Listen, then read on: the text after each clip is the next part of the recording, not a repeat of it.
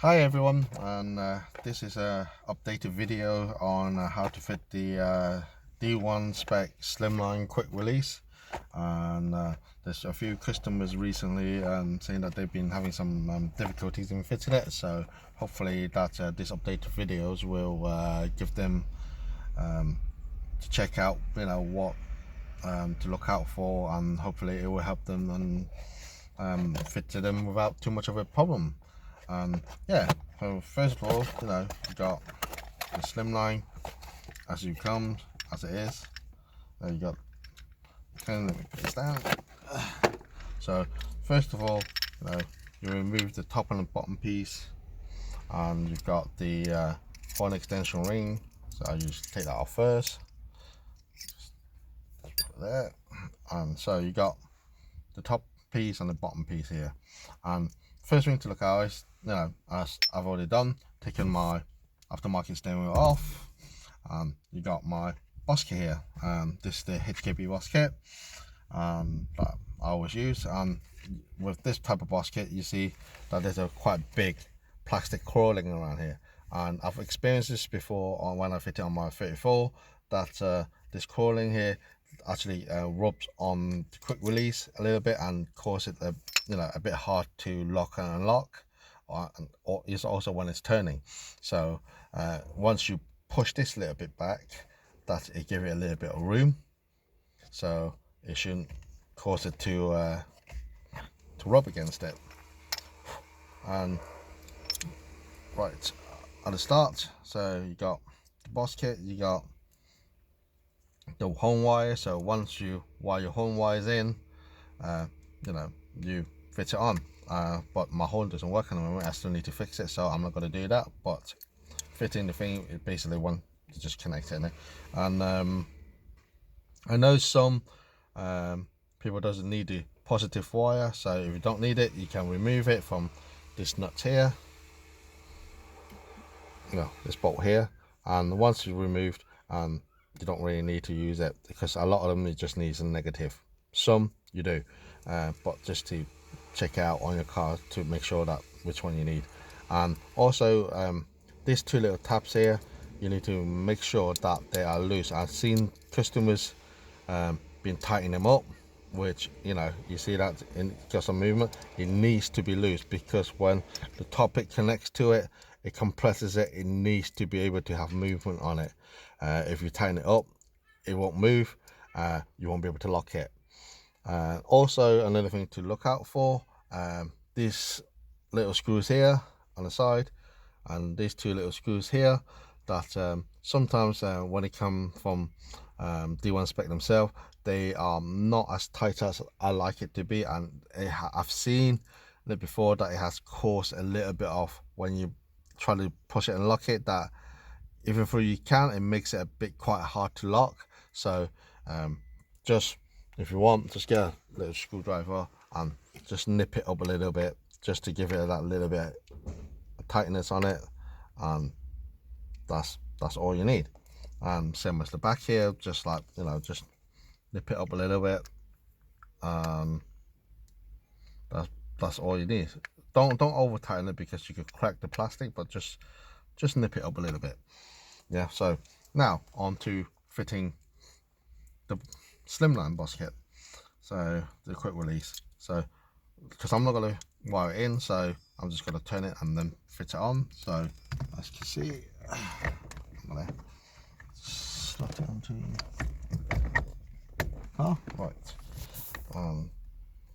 When I fit the quick release, I tend to fit the marker at the bottom here, because it lines up with all the bolts, and every time when I put the steering wheel back on, usually it goes back to how it's supposed to be. So it's my indication of easier to bolt it on. So because remember that you got this marker here and the marker at the back here, they need to match each other when you put it in order for it to lock. If you put it in the wrong position, it's not going to lock.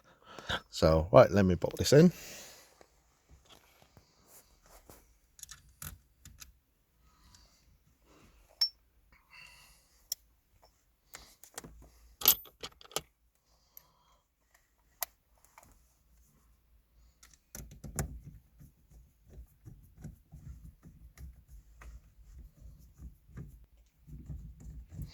Right, so now jumped a little bit.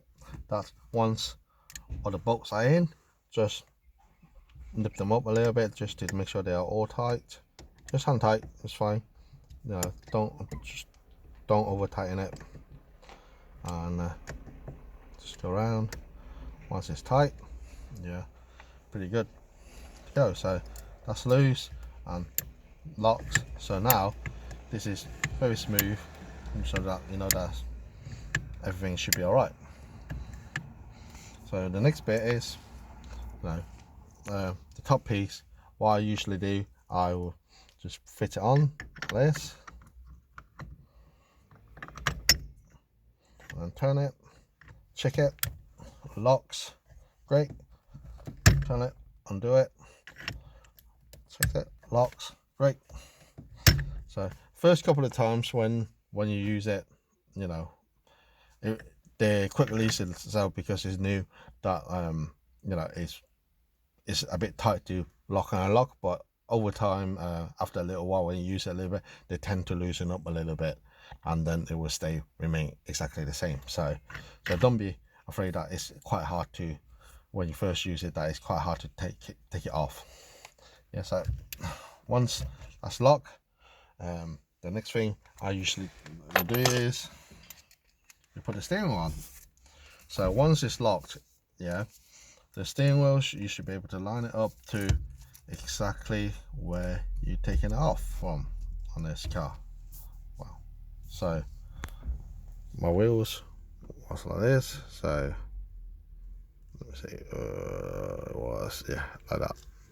So that's how my wheel was taken off. So that's where I need to put it back on.